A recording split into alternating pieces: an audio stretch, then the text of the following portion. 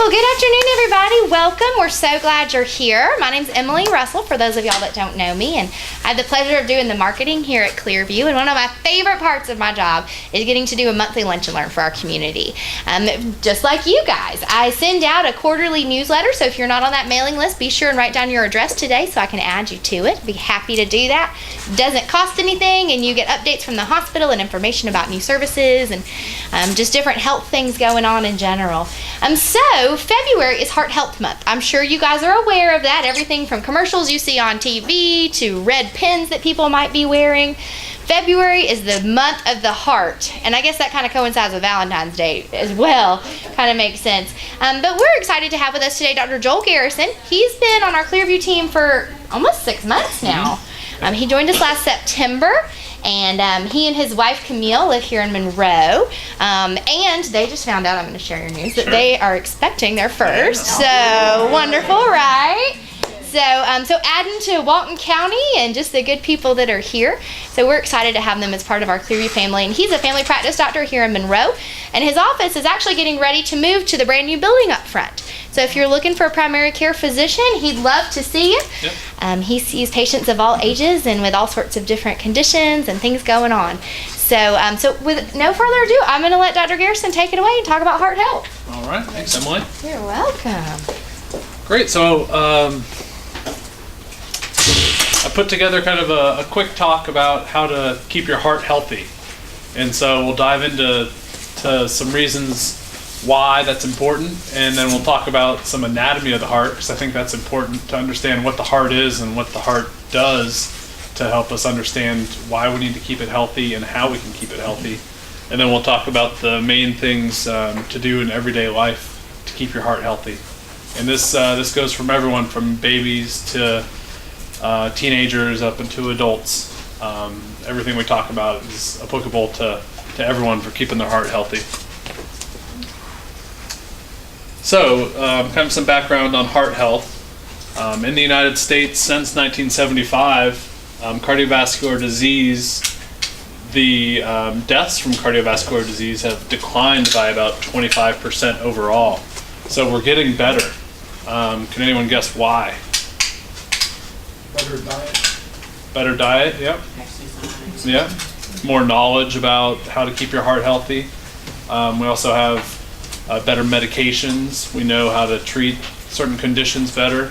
And then the other big one is there's been a big decline in the rates of smokers. So there's fewer smokers. So we have better drugs, better technology, and fewer smokers out there, keeping our hearts healthier. However, despite these remarkable declines, cardiovascular disease remains the leading cause of death in the United States and has become so worldwide. So it's very important to keep your heart healthy. There was a study from 2009 to 2010 that looked at all of the cardiovascular disease-related deaths in the United States, and they found that half of them are attributable to 5 risk factors that everyone can modify in their daily life. So half of the deaths were potentially modifiable. Those 5 things to modify were better control of elevated cholesterol, control of diabetes, control of high blood pressure, obesity, and working on being overweight, and smoking. And so we'll kind of come back to those as well.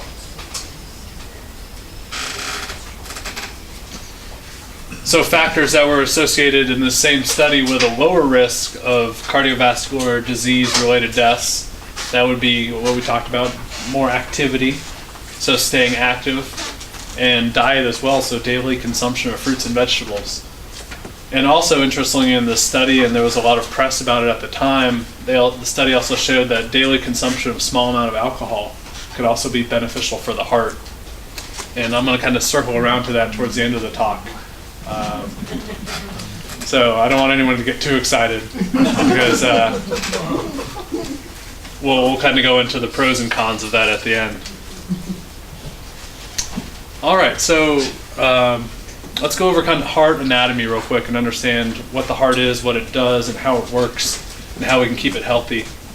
So our heart is made up of muscular tissue in our body. It has 4 chambers which are attached by 4 valves, and our body takes in blood from our veins that's deoxygenated. It pumps it through the right atrium into the right ventricle, and then sends it into our pulmonary system, into our lungs, where the blood picks up oxygen. Then it comes back into the left side of our heart and pumps through the left atrium, left ventricle, and then goes out into the rest of the body via the aorta.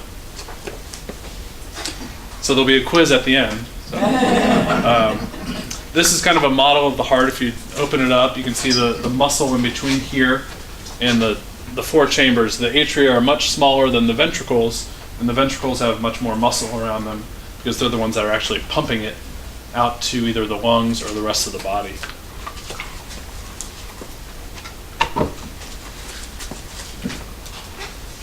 So from the outside of the heart, what we can see is the heart is made up mostly of these muscle fibers.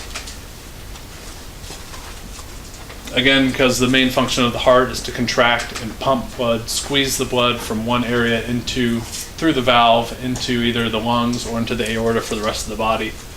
So you can compare that to a muscle in your arm, muscle in your leg. It's just a group of muscle tissues that works together and fires to squeeze blood into the rest of the body. Interestingly enough, the heart also has its own electrical system that is controlled separate from the rest of our body's electrical system, which is our brain. So, and that's, we have kind of 2 battery systems in the heart, one that fires right above the atria and one that fires right above the ventricles, and that's what causes the heart to contract. And so when there's conditions in the heart where you have a slow heartbeat or a fast heartbeat or even atrial fibrillation, those are issues with the electrical system of the heart.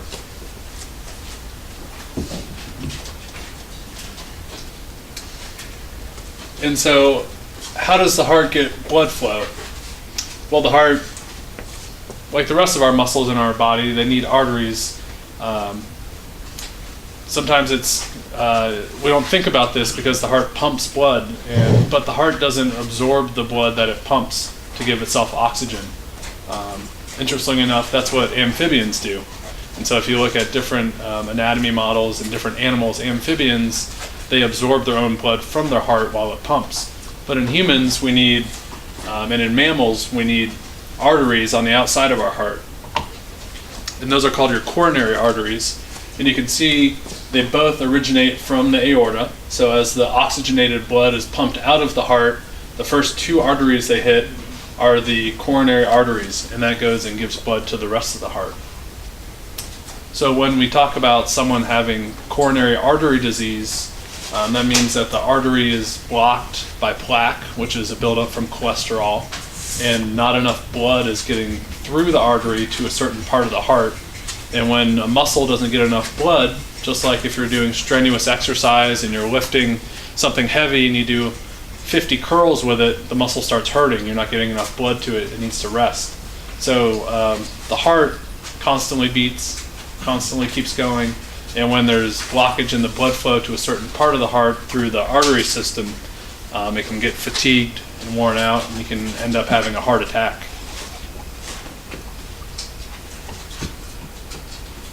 All right. So with that in mind, let's talk about modifying risk for heart disease. So we mentioned these earlier. The major risk factors for cardiovascular disease are ones we can modify, and we consider them in all adults. So those are things like eating a healthy diet, and we'll go into each of these in more detail as well about what exactly it means to modify these risks. So those are diet, avoiding smoking or stopping smoking, control of high blood pressure, control of high cholesterol, making sure you're physically active so you're not staying inactive, working on overweight and obesity and diabetes. What we know from studies is even if someone has a completely healthy heart, if they have 5 of those risk factors we talked about here, it's the equivalent to of having had a heart attack in the past. So it's just as bad on the heart. And also what we know is even if you just have diabetes, that's an equivalent to compared to patients who have either survived a heart attack or a stroke in the past. So it's really important, and that's why as physicians we take so much care in folks with diabetes to try to help control that. All right, so let's go into each of those modifiable risk factors individually and see what we can do in our lives and what we can tell our friends and our families and how to stay heart healthy. So the first one is having a healthy diet. And what we know from studies is that individuals who have a healthy diet have a significantly lower risk of cardiovascular disease. So what does it mean to have a healthy diet? Well, that means, like we talked about earlier, to eat plenty of fruits and vegetables, fresh fruits and vegetables. Recommended servings is 5 fresh fruits and vegetables every day. Have a diet that's high in fiber, including cereals, whole grain rice, whole grain pastas, things with good fiber in them. You can also get fiber from a lot of fruits and vegetables as well. Foods with a low glycemic index and a low glycemic load.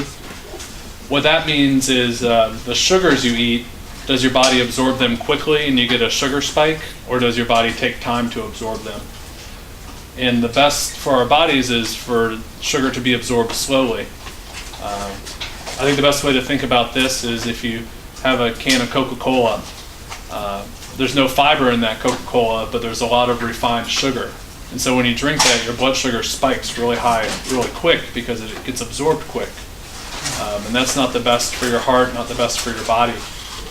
Instead, if you think about, say, the fruit cup in front of you, there's fiber and there's other substances in the fruit that help your body to absorb it slowly. So while there's a lot of sugar in fruit, you absorb it slowly and your body utilizes that sugar better and you don't have a big sugar spike. So that's what it means with foods with a low glycemic index.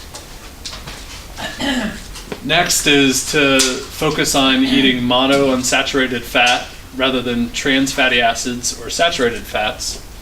So it's good to think of fat as something that everyone needs and it's good for the body, but we want to avoid bad fats.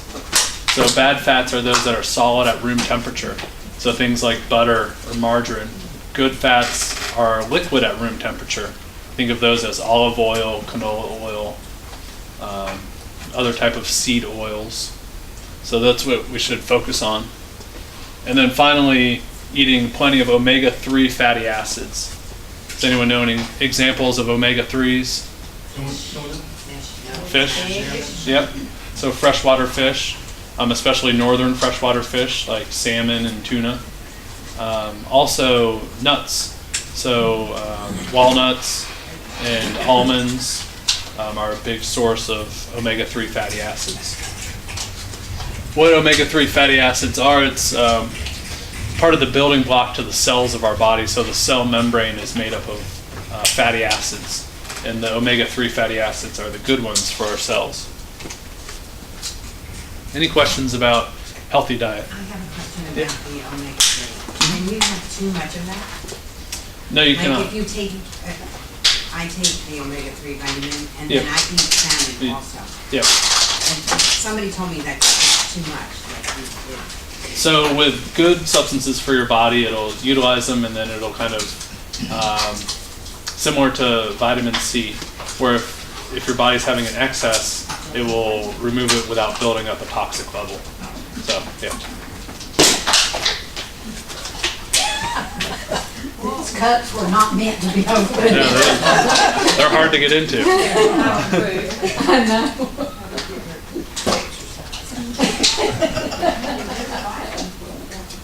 All right. Together, but while he's quiet. The next modifiable risk for heart health, and arguably the biggest, is smoking avoidance and cessation, so stopping smoking. So cigarette smoking remains the leading avoidable cause of premature death and major avoidable cause of disability in the United States. And what we know is that your body is incredible at healing itself if you take away something that's hurting it. So the benefits of stopping smoking begin to appear only after a few months. and they reach that of a non-smoker in several years, even among elderly patients. So it doesn't matter for your heart how long or how much you have smoked. The most important thing is stopping and letting your body start healing. I put a little caveat in there. The opposite is true for cancer. So it's never too late to quit for the heart, whereas it's never too early to quit for cancer.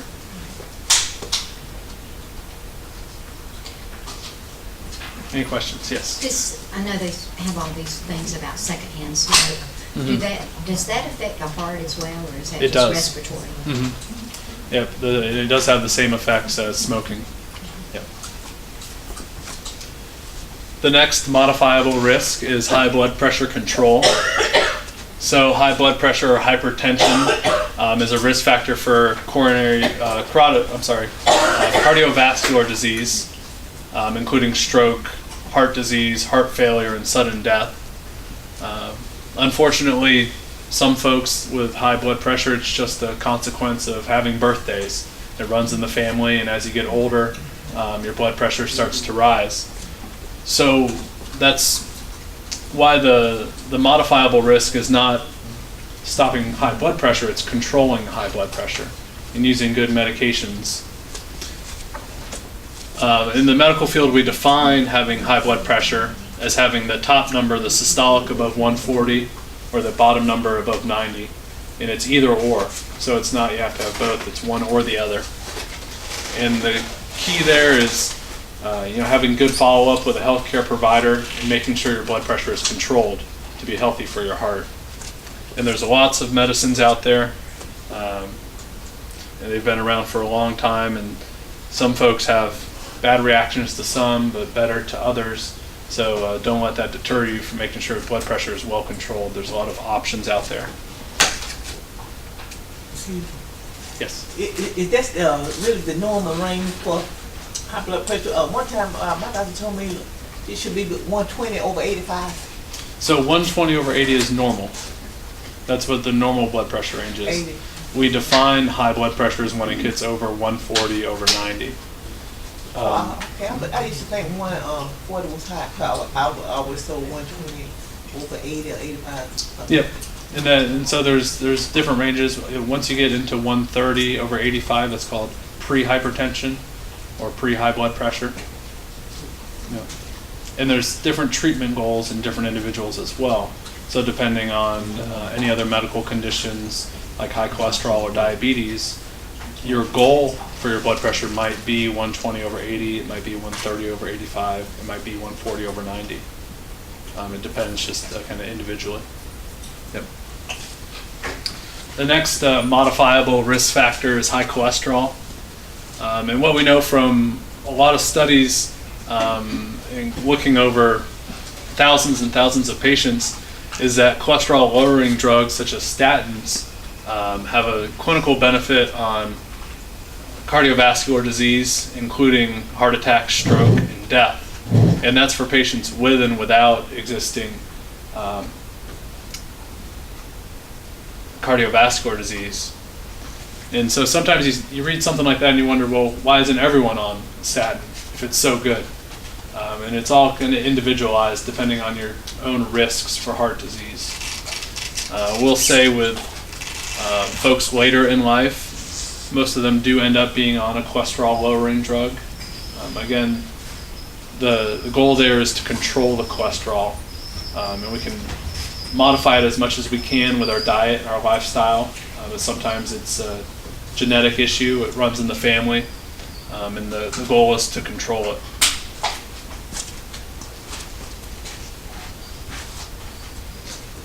Next modifiable risk is physical activity. So staying inactive increases your risk for death and disability from heart disease. So we talked about this, I think, a few months ago with ways to stay active and healthy. But so the recommendation for your heart is to have moderate intensity exercise for 150 minutes a week, or vigorous intensity exercise for 75 minutes a week, or an equivalent combination of those activities. So if you break that down, it's about 30 minutes of moderate activity, 5 days a week. And examples of moderate activity could be going on a walk, riding a stationary bike at a slow pace, doing gardening or yard work around the house. Examples of vigorous intensity activity would be jogging or running, riding a bike at a fast pace, playing tennis, something where it's much more of a workout on the body. Well, I have a question on that. Mm-hmm. I cannot do a lot of walking because my knees gives me problem. And but I'm very active in what I do daily. Yep. But you don't find me running, walking, and going nowhere doing exercise now. My movement Sure. here and down and everywhere, is that okay? Is that helping you? Absolutely. Okay. Yep. And so in in your scenario, the key is to stay active and I'm moving. active. Yep. But I just can't help walking and running. But yep. And of course that comes with knee problems or hip problems, and some folks can't do the exercise. And so in those folks, the key is to stay active. Okay, well, what would help my knees? What, new? New ones, I yeah. gotta do some braces on there, tell me something. I got braces on there. Yep. So a lot of times, doing some muscle strengthening exercises.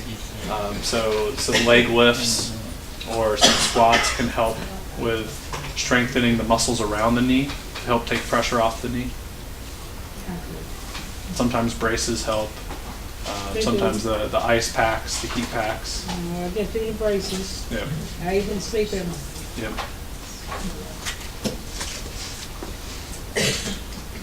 All right, so the next modifiable risk for keeping your heart healthy would be weight loss.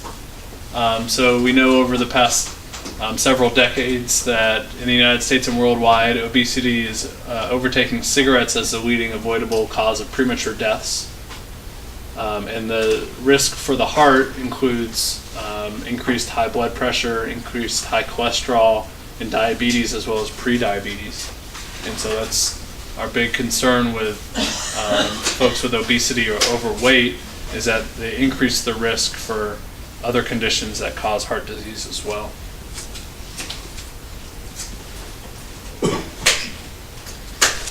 The next modifiable risk for the heart is management of type 2 diabetes. So I like to think of diabetes as a fluid process. I don't label people as you have diabetes and you'll always have diabetes. There are ways to reverse diabetes and completely restructure the body to function well. So the risk factors with diabetes includes, on the large scale, we have heart disease, stroke, peripheral artery disease, which may affect blood flow to the legs. And then on the smaller scale, we have the problems with the eyes, problems with the kidneys, neuropathy, so nerve pain. So the key here, again, properly managing and reversing type 2 diabetes.